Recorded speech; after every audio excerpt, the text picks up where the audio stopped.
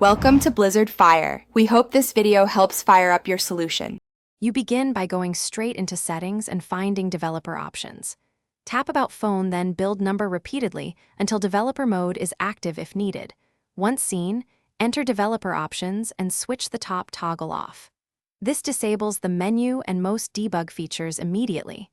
Make sure to keep the device unlocked while changing the setting, because some phones require an active user session.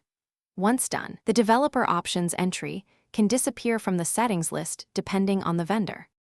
Next, you focus on USB debugging and permissions. Open Developer Options, scroll to find USB debugging, and turn it off. This stops ADB access. Then tap Revoke USB debugging authorizations to remove saved computer pairings. This prevents previously trusted machines from reconnecting.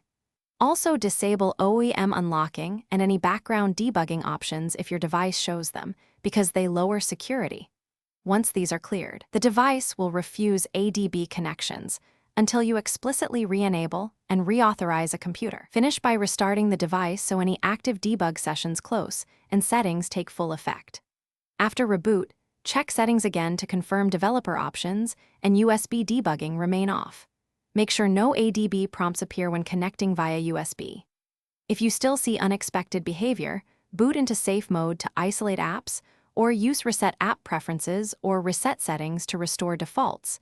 This typically resolves permission glitches. If you suspect firmware-level access, consider contacting the device vendor for advanced support.